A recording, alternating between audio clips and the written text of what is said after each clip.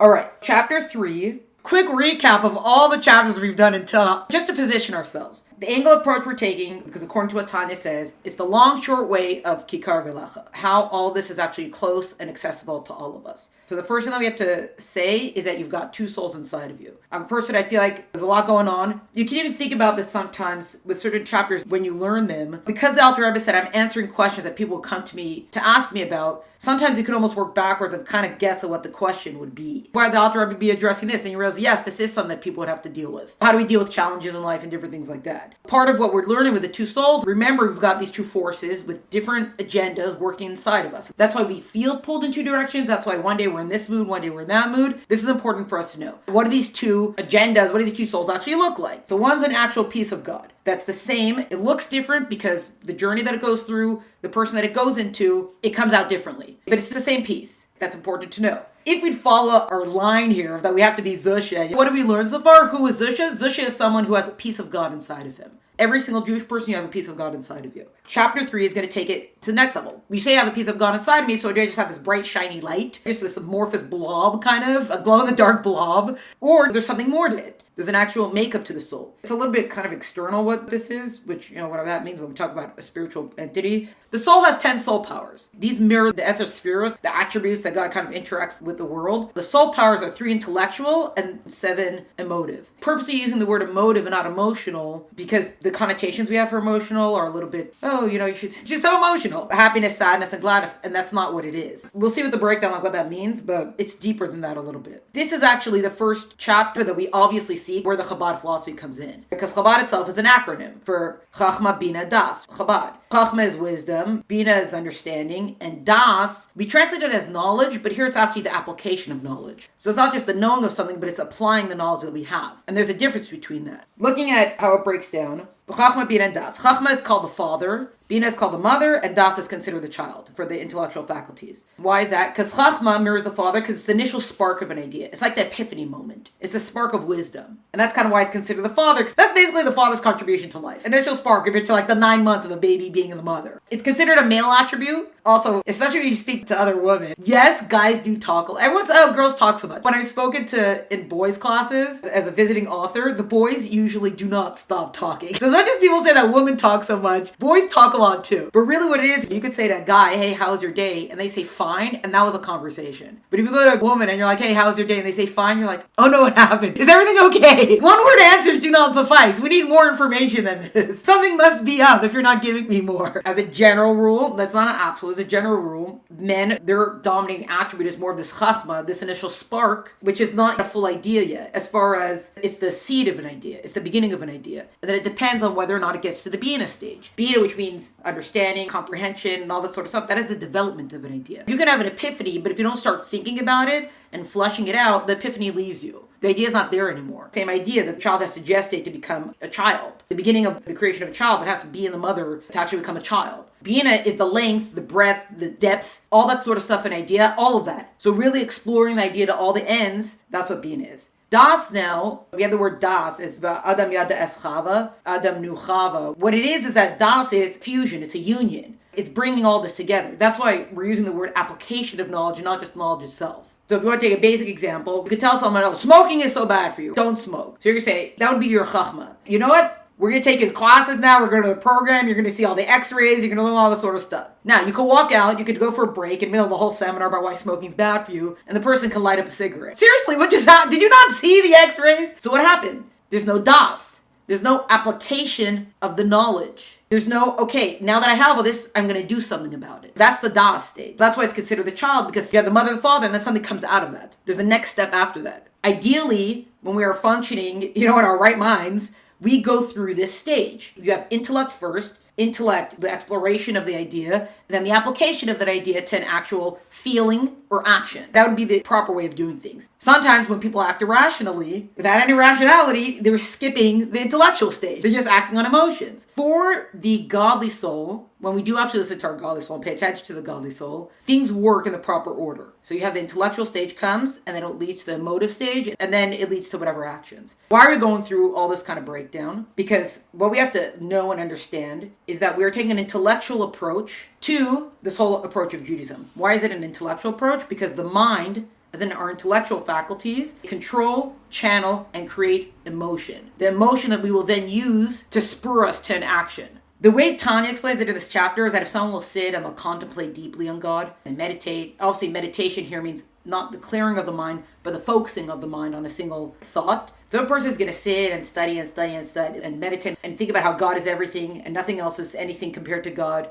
And the whole world exists according to him. We have the words of Mimalik kol almin, that God fills the worlds, and Sovev kol almin, surrounds the worlds. These are two different levels kind of godliness. Mimalik kol almin is kind of a more individualized godliness, the life force that we get, and it's tailored to us. And Sovev kol almin is a much higher level of godliness, that because it's a much higher light of godliness, it doesn't become personalized. It's too great to just be channeled to only one kind of person. That's why it's considered so, because it surrounds it. Mimalik kol almin, which means fills the worlds, that is a more personalized light of godliness. The godliness that we have that gives us life is much more mimalik kol almin, because it can be condensed enough to be personalized according to whatever it's giving life to. And then it can also be mediated according to that. This is something that should have more light or not. Sovev kol almin, which means surrounds all worlds, it's kind of like the way the sun shines on stuff. The sun's not like, oh look, there's a redhead, don't burn her skin. Oh wait, these plants look dried out, lower the heat on the plants. The sun just shines, and everything gets it at the same level. It's indiscriminate. So that's kind of like a godly light. It's a higher level of light. It can't be brought down any lower. It can't be individualized or personalized in that regard. Everyone gets it the same, which I think later kind of goes into, and I hope I'm not getting this wrong, but later goes into sometimes people who are undeserving. Where's the light that they're tapping into? It's part of a little bit of the Sovev kol almin, because the Sovev kol almin can't be like, oh, turn off the faucet for him. Oh, don't give him the sun ray, because it's just such a great light. It can't be modified. Versus Mimalik kol almin can be modified, because it's going to be tailored to where it's going. They have Chulu kamek lo chashiv, that everything before God is nothing. The Tanya is like providing, like think about all this stuff. And then if you think about it long enough, we will elicit an emotion toward God. Usually, hopefully, something like ava or yira, fear or love, humility. Here the way it describes it, that we're going to stoke the flame of burny love, the fiery flames of love in our heart, and that's going to spill over to all of our actions.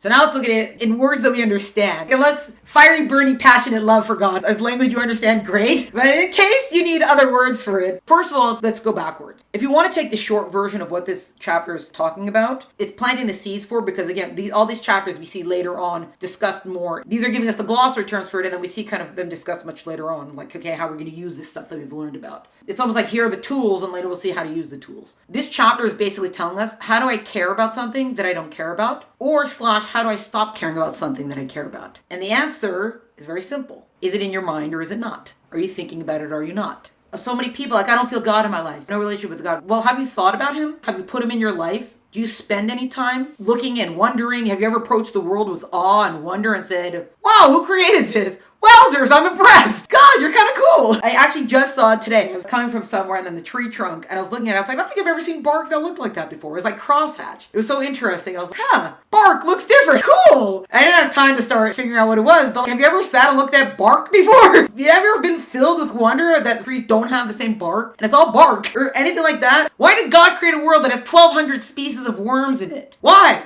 Or even in an opposite kind of way. Oh, who gave life to this? Who causes this? We run around and we think we're in control, and we're not. We are so not in control. Here's a little bit of a tangent. When we talk about hashgacha pratis, so a lot of us who grew up with it, God is in control of the world, whatever we feel about the idea, but we're more accustomed to the idea. But a lot of times when you introduce hashgacha pratis to people who are not used to it, or like who haven't had to explain, they're learning more about Judaism, they haven't really had to think about it in that kind of way, a lot of them get very bothered by it. What do you mean we don't have control? What do you mean that the only thing I'm in control of is my choice between right and wrong? That's it? When you are faced with a hard decision of right and wrong, ask yourself again, is this really it? Because the choice between right and wrong is not only in that moment. The choice between right and wrong, or choosing God or not choosing God, more Tanya version of saying it, starts from the beginning. It starts from everything you put into your brain. It starts from the nurture that you give yourself. It starts from the way you approach your nature. It starts from the habits you develop. It starts from what you surround yourself with. Because all of these things are preparing you for the moment when you have a tough decision between right and wrong to make. The decision between transgression or not. The decision between strengthening Judaism or not, or taking on another class, or whatever it's going to be. It's not only in that moment. The way you react to things is not only in that moment. Your entire life has prepared you for your reaction in that moment, to giving into anger or not, to lashing out in anger or not. That doesn't just happen. That's why also when you think about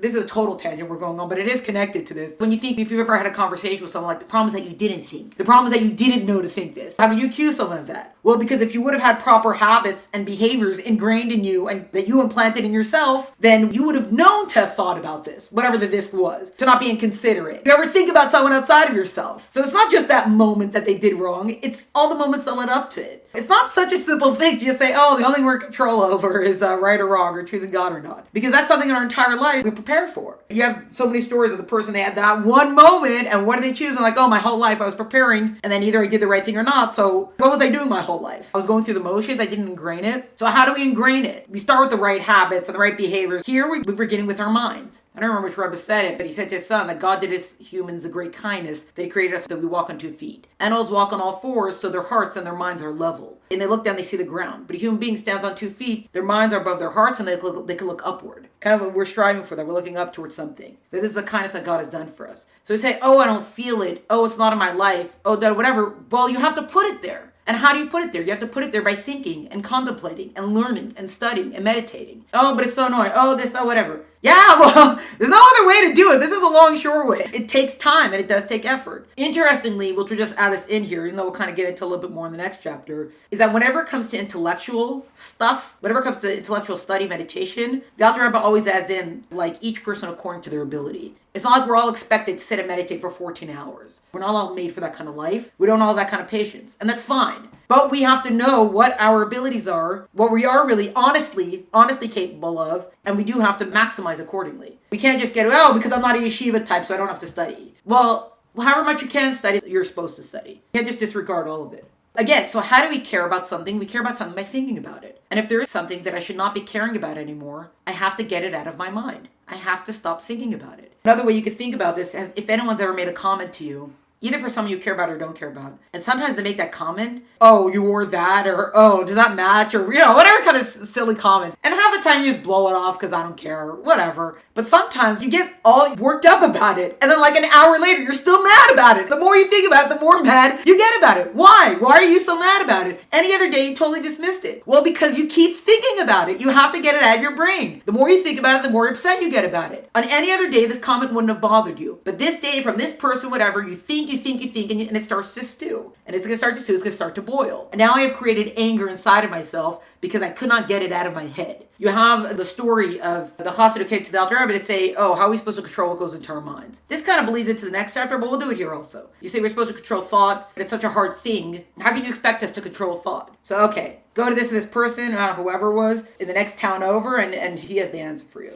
So he goes, it's a cold night, and he's knocking on the door and nobody's answering. And he kind of peeks inside and he sees they're sitting there, they're at the fire, it looks so warm and toasty inside, and he's knocking, nobody's answering. And finally, eventually, he just kind of gives up and he just ends up spending the night on the porch. And the next morning, the chassid opens the door. Oh, hey! Oh, you're here. How nice. Come inside. What are you doing here? Oh, the Alter Rebbe sent me. Because how can we control the things that are in our minds? Looks at him. Oh, remember when you were outside? Remember? Our minds. This is my house. The high schoolers, they thought I was crazy. But, whatever. It was Tuesday. I'm like, take your fingers and point to your brains like this. Okay, now I'm going to tell you a story. Now all of you together, I want you to repeat after me. This is my house. This is our house. This is my house. And I control what goes in there. So sometimes it butts itself in and it goes in there, but I don't have to make it stay. I don't have to give it the guest room. I have to make it comfortable. Put it out on the patio. Put it out in the snow. Tell it to go hang out in the pool and then don't heat it. Just because the thoughts are coming to our mind, we don't have to keep it there. Because if it's going to be there, we can't be surprised if it later shows up again. It's like the, I don't know if it was a chassid, whatever it was, goes, I'm having machshavas zaros. But first you have to make it zaros, and then we can worry about what your machshavas are. Don't pretend like this is a foreign thought to you, and this is what you're thinking about all the time. You can't get upset if you're trying to daven, and last night you binge watched, whatever you binge watched, and you're like, why can't I get these scenes out of my brain? Well, you just watched 4 hours of it. That's why it's in your brain. So yeah, what we put into our minds will affect us, and they're going to be the things that we see. On the one hand, if I have to care about something more, my connection to God is not strong enough, I'm not feeling it enough, or it's an external level of love, it's a surface level of love, which is where a lot of us end up. Why do I need a stronger level of love? Because a stronger level of love is what's going to impel me and compel me to do more. Oh, I love God in theory. No, you have to feel love. How am I going to feel love? I don't care enough to feel love, burning, fiery, passionate love, burning, flamey stuff. Why? You have to think. You got to sit and you got to meditate. And you got to really put it into your brain.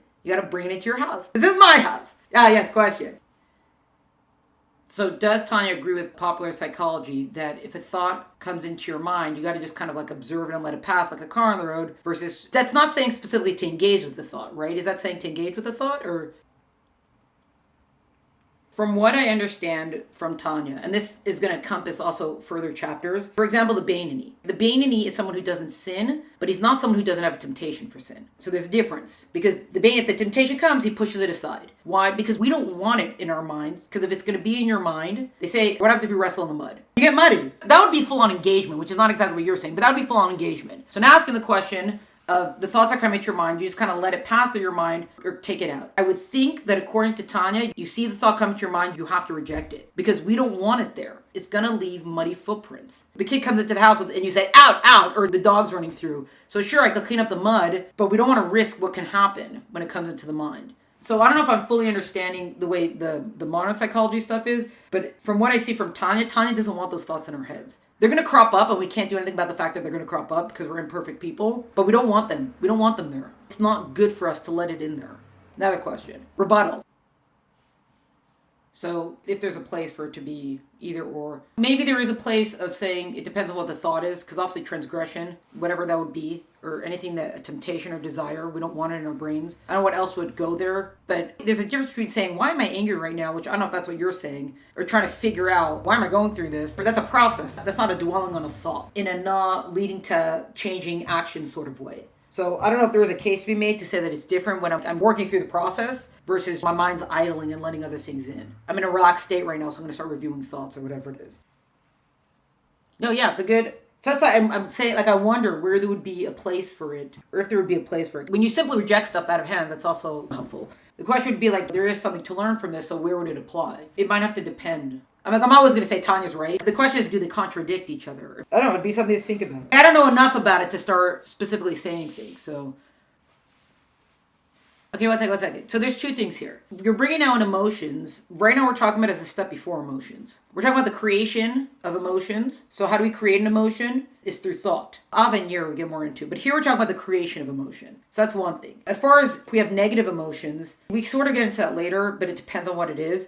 But things like anger, even sadness, and stuff like that, from what I understand, Tanya doesn't want it to sit in us. If these emotions are coming to us, we have to deal with it. Maybe that's then where this modern psychology, whatever the phrasing is, does that help us to deal with the emotion? That might be a different question then. Because I have to deal with the anger, is the best approach of dealing with the anger this or that? But here, this chapter is talking about the step before emotion, of how to create emotion. I don't feel a burning, fiery, passionate love for God. How do you expect me to have it? Where is it going to come from? You say, oh, don't think about the elephant. Of course, you're going to think about it. That's not necessarily true. You say, don't think about the elephant. So yeah, pink elephant's going to come into my mind, but how long is it going to be there for? It's only going to be there for how long I keep it there for. Oh, so just reject it. No one said this is easy. We're going to bust our butts and break the sweat. But you could say, oh, I said think about the pink elephant, so you're going to think about it. That's not true. Tanya does not say that that is automatic, that it's going to happen. The pink elephant might pop into my brain, but I can kick it right back out again. You're like, oh, that's so hard. Oh, whatever. Yeah, it is hard, but we can do it. That's the point, is that the standard or the abilities that we don't realize that we have is that just because a thought is in our brain doesn't mean we have to keep it there. It's easier to talk in terms of transgression because we all agree. Don't do that. Whatever the temptation is, it's going to pop into your brain because we're not Sadiq, we're not perfect people. But how long is it actually going to stay there for? Am I going to have a reaction to it? Think about someone who's obsessed with whatever reality shows today, The Bachelor, whatever it is, and they obsess about it. How do you break the obsession? We have to slowly wean them off of it. Stop reading the articles. Stop following on Instagram. Stop whatever. We have to slowly, the game Operation, which basically I was just like,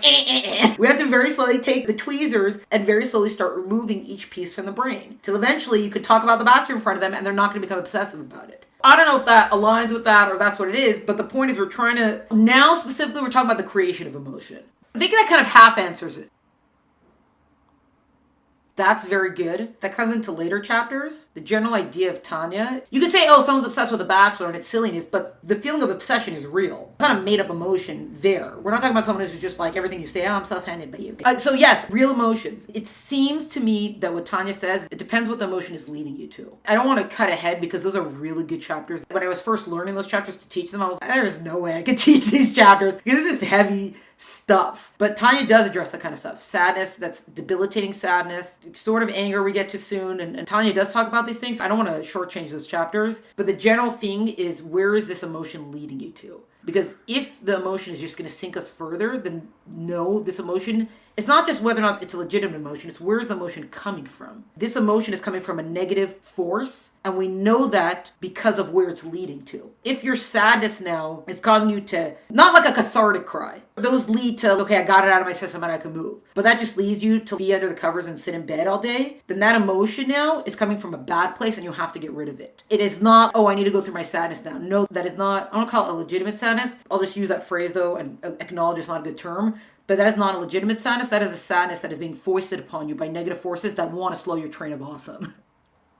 Yes, that's Chochmah. That's not till the late 20s we get there. Sometimes we can have negative emotions that lead to a positive action. Hey, I don't feel healthy right now. Some people are just like, screw it, and they eat the pack of cookies. Some people are like, I don't feel healthy. You know what? I'm going to go for a walk right now. We see from the outcome whether or not that was a good emotion to have had. I just saw this whole thing. This is kind of a sidetrack also because I was speaking with my class yesterday about fear. So some of the people also, they get upset. My service of God is not through fear. It's not about, oh, vengeful God is going to punish you. That's not why I do the things, whatever. I'm not going to live in fear, even though we know that there are branches of Judaism that do focus on fear much more. Especially kind of in the Muslim movement or those kind of things, they do focus more on fear of punishment, direct people in the right way. That's not a Hasidic approach. Definitely not Chabad Hasidic approach. It's not the focus on punishment, so that's why you should behave. We don't necessarily go with that approach. But you can say, oh, so what is your fear? So it was crazy because then afterwards I was seeing this thing in a mind where later that night, a few hours later, that said, because this fear of punishment will keep someone from sin, so in that moment, it's a good thing that happened. However, it says it comes from Klibos Noga. Where it's coming from is a different kind of place, but we're not going to totally reject it out of hand if it actually keeps someone from sin. So it's a very interesting thing to say, where is this emotion leading to? Which would then allow for either further exploration of the emotion or a need to reject the emotion. And sometimes we don't know, sometimes we do know. We're like, you know what, I'm just going to be sad right now, I'm going to go eat 4,000 calories of ice cream. Then you feel bad about it, now I feel sad again, and then I'm just going to eat more ice cream. You get to a vicious cycle and it's terrible. Which is much more Chavches, we're going to get into there. I don't know wherever that fits in with what you know, because again, I don't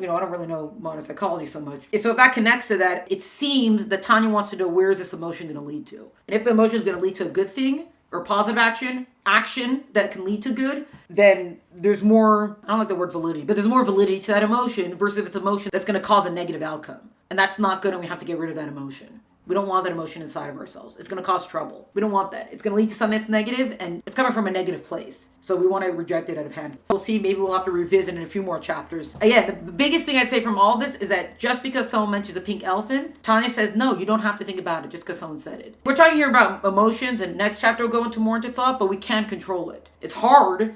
It's very, very hard, but we can't control it. What's some other things about this chapter? We have the idea of Chochmah. Chochmah, if we split up the word, Chochmah is Koachma, the power of what? And this is going to be important because it's come up later. Chochmah, this is the place where the spark of an idea can occur. It's a place where no ego exists. It's a place of nullification of self. Chochmah, the potential of what, means I am open now for an idea to come in. You can't learn something if you're not listening. You can't learn something if you're only there to like insert. I had the high schoolers watch this thing. It was actually from Jordan Peterson about how to have a conversation. And it's about if you want to have a real conversation, you have to enter it with the knowledge or agreement of I'm going to learn something from you. Because if not, you're only there to prove your point. That's not a conversation. That's just you there to make your point. But if you're going to learn something, you have to come in with you have something to tell me. The spark of an idea, knowledge does not come from a place where you just fill your, because if you fill yourself in the space, you're not going to learn anything. Imagine you're standing in the entranceway of the largest library in the world. You're just like, whoa. That's not a moment of, I am here, this is me, take a selfie, whatever. That's just a moment of just, whoa. The entire world is open. And that sense is where wisdom can now enter. That is where the spark of an idea can now enter into that place. So let's quickly wrap up by looking at the 7 emotive attributes. Chochmah, Binah, and Das, wisdom, understanding, and knowledge. These 10 soul faculties, they align on a human being. So Chochmah, Binah, Das is the mind. Chesed and Gvura goes all the way down to Malchus. Everything on the right side is kindness, is Ava. Those are all attributes that stem from love. Everything on the left side is Yira, fear. Everything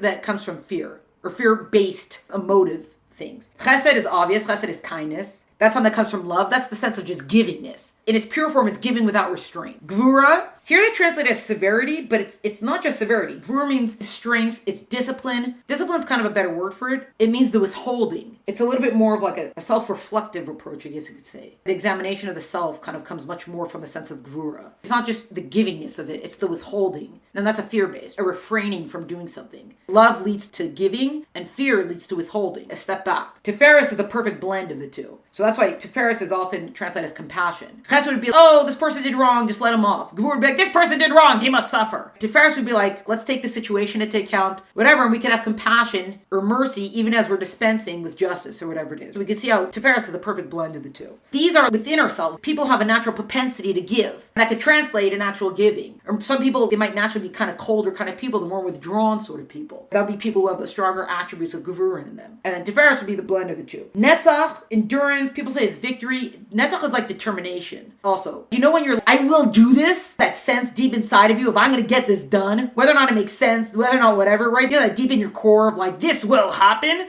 That's Netzach coming into play. So whether or not you do something about it, that's your actions. That's the next chapter. But this is that feeling, that emotion that comes before it, that sense of determination. We're back on the Yira side. Hod, they often translate as like humility or splendor for some reason. Hod is surrender, like acknowledgement, is a sense of feeling the smallness before the acknowledgement of the greatness. That's what Hod kind of really is. I'm so small before something that's so great. And then a lot of that comes from gratitude or acknowledgement. Speak of Hod, Hodu Lashem Kitov, right? Sing great praises to God, the acknowledgement of God, the praise of God. So it's not just like, oh, we're all so wonderful and praise God. It's I'm so small before the greatness of God. Elicit here, it says bonding, it means foundation. It's kind of the bringing together of all the previous things, and that all feeds into Malchus. Malchus, which is kingship. That's sovereignty, royalty here. Now, you think Malchus would be at the top. Kingship, that's number one. Malchus is at the bottom because you can't have a king without a people. You can stand in the middle of the field and say, I'm the king of this field, but that doesn't mean anything if there's no one that you're actually ruling over. So that's why also this world, this is the world of Malchus, because this is the world where God is king over us. God has a people here to be king over. Those are those 10 things.